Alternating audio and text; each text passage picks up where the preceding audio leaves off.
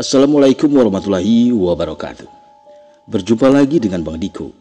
Kali ini Bang Diko akan melanjutkan cerita yang kemarin yang berjudul Disuntik Mati Karena Ganjet Season 2. Mau tahu kelanjutannya? Tapi sebelum itu, jika kalian menyukai channel ini dan kisah-kisah dari saya, jangan lupa untuk di-subscribe, komen, like, dan share sebanyak-banyaknya. Gak usah basa-basi lagi, langsung saja kita lanjut ke alur ceritanya. Setelah pariwara berikut ini.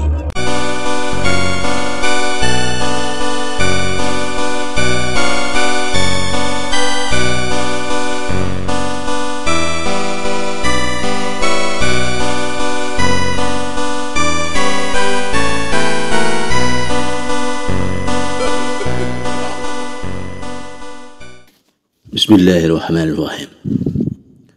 Demi mendapatkan kenikmatan sesaat, kerap kali pelaku ganjet ini melakukannya dengan sembrono. Mereka akan melampiaskan hasrat itu di sembarang tempat. Kisah serupa yang pernah terjadi sebelum-sebelumnya, seolah tidak menjadi pelajaran. Ironisnya, perbuatan mesum berakibat ganjet terjadi pada hubungan di luar nikah.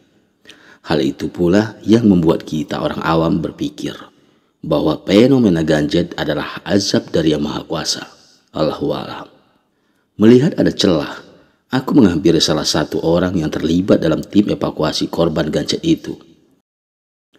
Maaf Pak, bolehkah saya meminta izin untuk melihat korban? Barangkali saya mengenalinya. Pemimpin tim evakuasi korban ganjet itu sempat melirikku sebelum dia menjawab.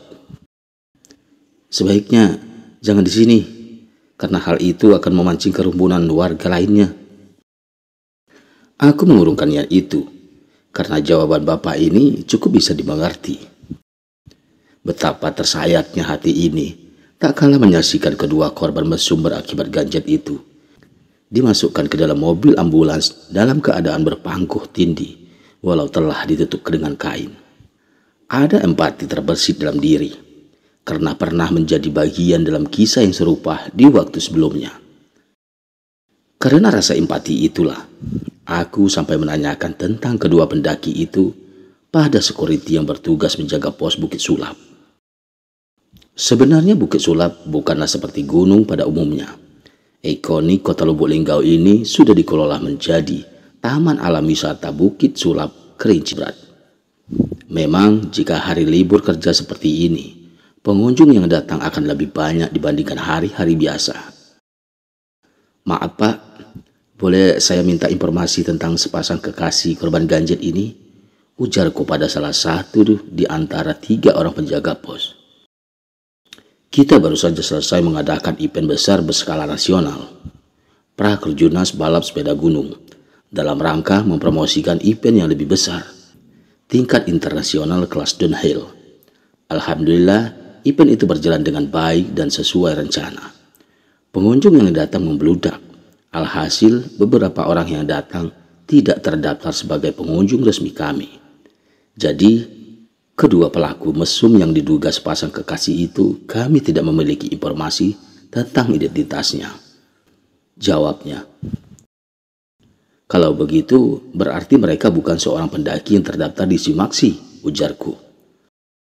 Sebenarnya untuk aktivitas pendaki sudah kami tutup 1 bulan sebelum pergelaran event balap sepeda dimulai. Merasa tidak mendapatkan jawaban tentang identitas pelaku mesum di Bukit Sulap ini, aku mulai berpikir untuk menyusul ke rumah sakit. Barangkali di sana aku dapatkan jawabannya. Namun saat kaki mulai melangkah ke arah ingin pulang, Tio, sebuah suara memanggilku dari kejauhan yang sepertinya berasal dari arah Bukit Sulap di belakangku. Seseorang sedang menuruni tangga 1000 mengenakan topi koboi, berperawakan tinggi jangkung dengan rambut gondrong sebahu. "Bang Leo, kamu mau kemana, Tio?" tanyanya saat tiba di dekatku. "Mau ke rumah sakit, Bang." "Untuk apa?" "Untuk memastikan barangkali aku mengenali pelaku mesum itu."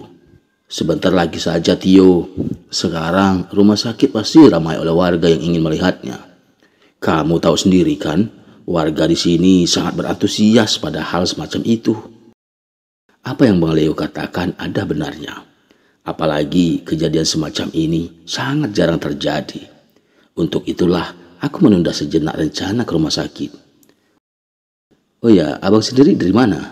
Kok pagi-pagi sudah turun dari Bukit Sulap?" "Aku bersama anak mapala Silempari lainnya dari lokasi kejadian. Tapi mereka masih di atas, hanya aku saja yang turun." "Oh ya Bang Leo, kejadiannya di mana?" "Kamu tahu tumbuhan bambu yang batangnya berwarna hijau bersih? Seperti pohon bambu pada umumnya, tapi dahan dan rantingnya berwarna kuning berduri." Tahu. Kalau nggak salah, di sekitar sana terdapat juga bambu yang dengan batang berlubang, tapi dahan dan rantingnya buntu." "Nah, itu dia. Kamu tahu nggak, Tio? Sampai sekarang, para ilmuwan yang meneliti bambu tersebut belum menemukan jawaban tumbuhan jenis apa tanaman ini." Terus kejadiannya di mana? Kok kita malah membahas bambu misterius itu?" "Kejadiannya tepat di bawah rumpun bambu misterius itulah." Obrolan kami pun terhenti, tak kala Mang Sukir dan Mang Cek datang menghampiriku mengajak pulang bersama. "Oh ya Bang Leo, aku pamit dulu. Lain waktu kita sambung lagi. Hari sudah siang, tadi belum sempat sarapan." "Baik Tio, lagian aku juga mau pulang." "Gimana kalau kita pulang sama-sama? Sekalian abang sarapan bareng di rumah." "Terima kasih Tio, lain waktu saja deh. Soalnya aku masih punya urusan. Titip salam buat Ibu dan Murni ya." "Siap Bang." Setelah berpamitan dengan Bang Leo, aku dan Mang Sukir juga Mang Cek segera meniti langkah pulang. Matahari pagi yang perlahan meninggi menjadi teman di perjalanan kami. "Saya pamit dulu Mang," ujarku berpamitan tak kalah sampai di rumah. Mang Cek dan Mang Sukir yang rumahnya lebih jauh terus melanjutkan perjalanan. Di rumah, "Tio, kamu sudah pulang?" tanya ibu saat aku sampai di rumah. "Iya Bu," jawabku yang terus berjalan menuju dapur. "Kenapa orang-orang pada ramai ke Bukit Sulap? Ada apa di sana?" tanya ibu yang berjalan mengikuti sampai dapur. "Kejadian yang sama terulang lagi Bu." "Astagfirullah. Jadi benar apa yang dikatakan Sukir dan Nur tadi?" "Iya Bu." "Ya Allah, selamatkan kami dari azabmu. Jauhi keluarga hamba dari kemaksiatan. Amin." Ku aminkan doa ibu. Saat telah duduk di kursi makan, aku mengajak ibu dan Murni untuk sarapan pagi yang sekaligus makan siang itu bersama. Di depan ibu, Murni bersikap seperti biasanya. Ia bahkan mempersiapkan makanku dihiasi senyuman manis. "Bu, nanti sehabis makan, Tio akan ke rumah sakit. Mau lihat korban gancet itu, barangkali Tio mengenali mereka." "Memangnya keduanya tak memberikan keterangan dari mana mereka berasal?" "Tidak Bu, sepertinya itu sengaja mereka lakukan agar tidak menjadi aib keluarganya." Seberes makan dan duduk-duduk sebentar, aku berpamitan pada ibu dan Murni. Menaiki ojek di simpang gang, siang itu aku menuju rumah sakit. Di luar dugaan, rumah sakit penuh. Orang-orang membludak sampai ke perkarangan. Mereka rela berdesak-desakan, bahkan terhimpit demi untuk menonton peristiwa memalukan itu. Pihak rumah sakit dibantu kepolisian sampai kewalahan menghadapi banyaknya masyarakat yang datang. Semakin lama, warga yang datang semakin bertambah. Hal itu pula mengakibatkan beberapa orang pingsan akibat terhimpit dan terinjak-injak. Tidak beberapa lama datanglah personil TNI. Mereka disiagakan untuk mengantisipasi kejadian buruk yang sewaktu-waktu bisa terjadi. Nampaknya pemerintah mulai serius menanggapi situasi ini. Alih-alih mendapatkan informasi tentang sepasang kekasih korban ganjil itu, aku malah menyaksikan tragedi pilu. Puluhan orang pingsan akibat berdesakan, terhimpit dan terinjak. Dari banyak orang yang datang, di kejauhan aku melihat Bang Leo yang baru keluar dari rumah sakit, disusul Hendrik suami Tina di belakangnya, yang memakai seragam lengkap kedokteran berbalut masker. Aku berteriak memanggil keduanya sambil melambaikan tangan, tapi sayangnya Bang Leo tak mendengar. "Hendrik," teriakku. Hendrik pun mengedar pandangan. Sepertinya dia mendengar panggilanku. Terlihat dari caranya yang mencari dari mana asal suara panggilan itu. "Hendrik," teriakku lagi, diiringi lambaian tangan sebagai pemberitahuan keberadaanku. Melihat dari langkahnya yang menuju ke arahku, sepertinya Hendrik mulai menyadari keberadaanku. "Tio, apa kabar?" ujarnya mengulurkan tangan untuk bersalaman. "Kabar baik, Hendrik. Kamu kapan datang?" "Baru sekitar 1 jam lalu," katanya. "Kamu sengaja datang untuk menangani pasien kasus gancet itu kah?" tanyaku. "Iya, kebetulan saya dipercaya untuk menangani kasus ini." Dari cerita Hendrik pula, aku mengetahui bahwa kedua korban gancet itu tidak mau menyebutkan identitas dan anggota keluarganya. Hal itu pula membuat Hendrik dan pihak rumah sakit kebingungan harus melakukan tindakan lebih lanjut. "Jadi sekarang apa rencana yang akan diambil untuk menindaklanjuti mereka?" "Untuk saat ini telah kami lakukan suntik penenang, tapi mereka masih belum bisa dilepaskan. Jika dalam 30 menit ke depan belum juga ada perubahan, kami sepakat akan melakukan sesuatu yang lebih ekstrim. Salah satu atau bahkan keduanya akan dilakukan pembiusan secara total. Biasanya cara ini lebih efektif, tapi sebelum itu dilakukan akan diadakan pemeriksaan terlebih dahulu. Takut keduanya mengidap penyakit yang bertolak belakang dengan rencana ini, yang bisa berakibat fatal.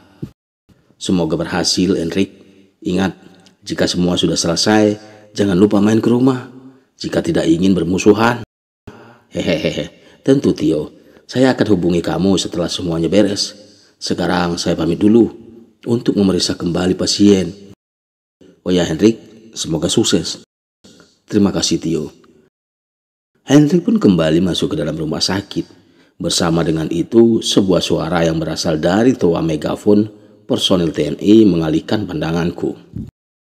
"Barang siapa yang mengetahui atau mengenali korban, harap segera hubungi kami agar kita bisa memberitahu keluarga pasien yang mengalami musibah di Bukit Sulap ini."